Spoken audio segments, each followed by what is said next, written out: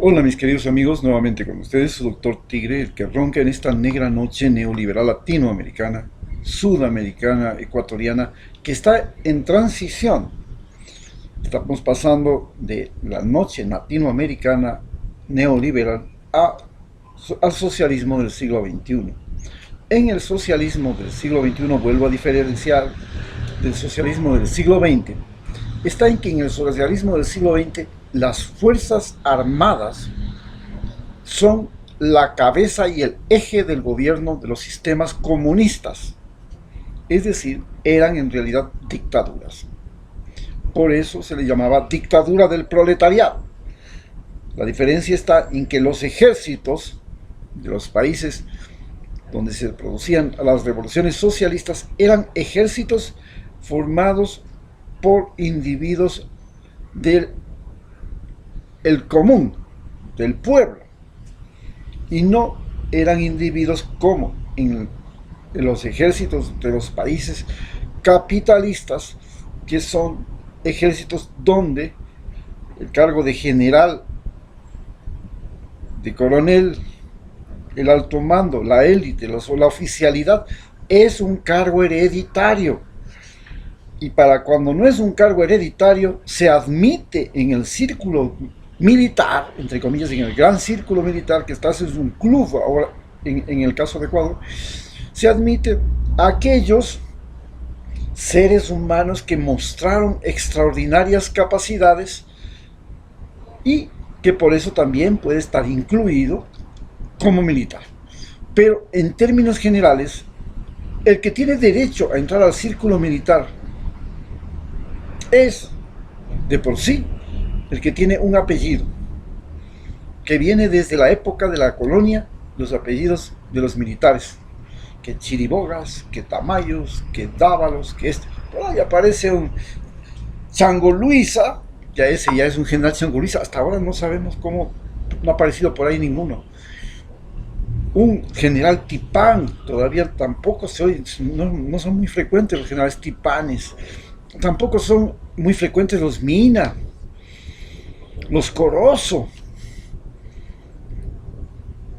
los Congos, no, apellidos negros, apellidos indígenas, todavía no.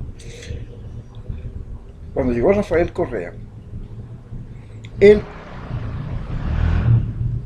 primero quitó el requerimiento de $50,000 que se necesitaba, disque solo para uniformes de los que querían, los que habían sido admitidos en el colegio militar o en la academia de policía.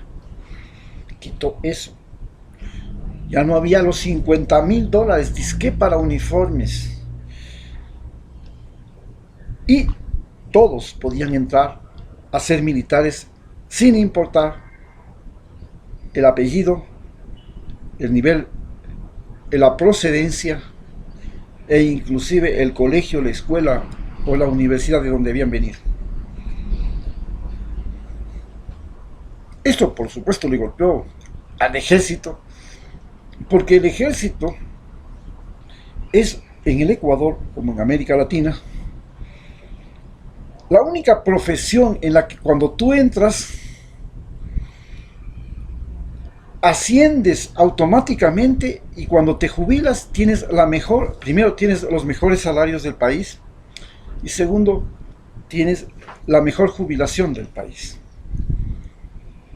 Además, estás protegido, tienes seguro social especial, tienes hospitales especiales, tienes préstamos especiales, tienes un seguro social de las Fuerzas Armadas y un seguro social de la policía, que no es igual que el seguro social de todos nosotros.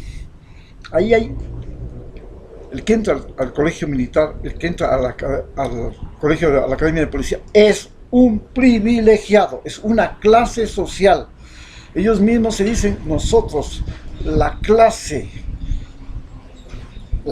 militar, la clase policial, ellos ya se identifican como clase social. Esto no pasa en los países comunistas. El ejército en los países comunistas, desde la época de la revolución bolchevique, estaba formado precisamente por la gente más pobre la gente más humilde, la gente más distante, la gente menos acomodada. Desgraciadamente, el sistema comunista se convirtió en un sistema mediante el cual, para ser militar, tenías primero que mostrar que eras un individuo que era comunista desde los pelos hasta las uñas de los pies, porque ser comunista tenía que ser un lavado mental. Tenías que repetir de memoria lo que dijo Lenin, lo que dijo Stalin, lo que dijo el libro de Marx. Eso, desde lo mismo que tenías que tener entre ceja y ceja. Y ahí se acabó el problema del ejército y la policía. Y la policía, igual que el ejército en los países capitalistas y en los países comunistas, está formado por individuos que no son deliberantes, que tienen prohibido pensar por cuenta propia, decidir por cuenta propia. En el Ecuador, los militares fueron formados desde la época de Alfaro en lo denominada escuela prusiana. La escuela prusiana era una escuela militar en la que los militares aprendían la obediencia absoluta. La obediencia absoluta.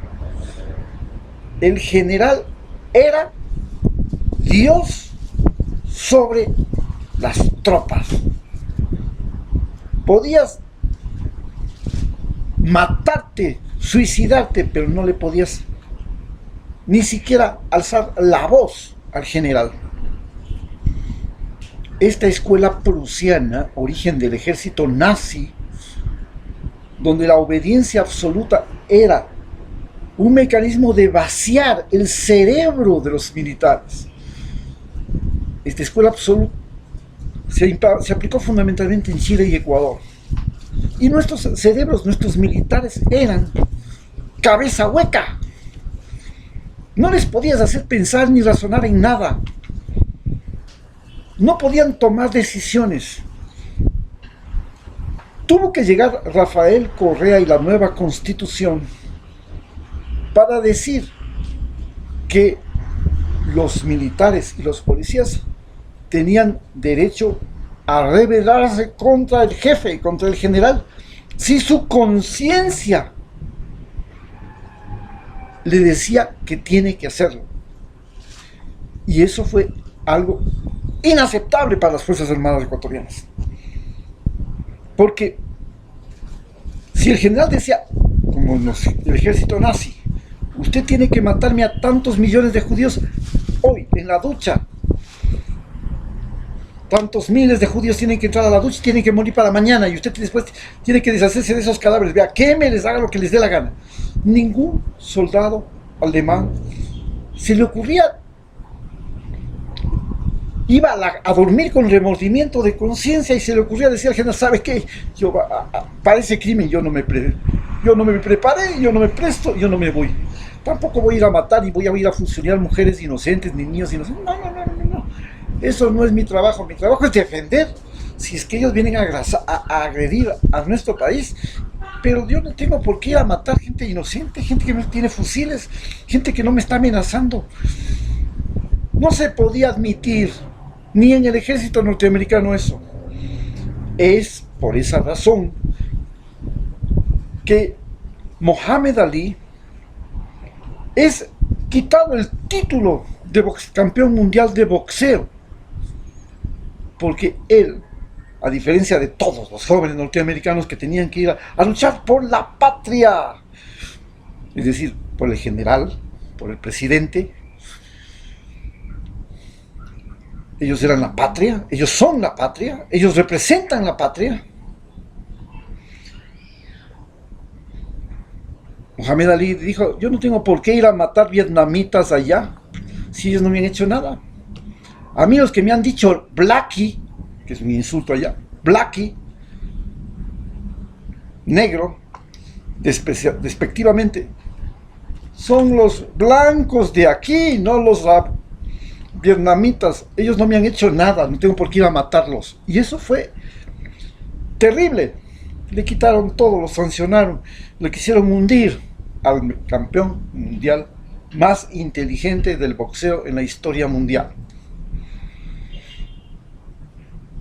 Bien.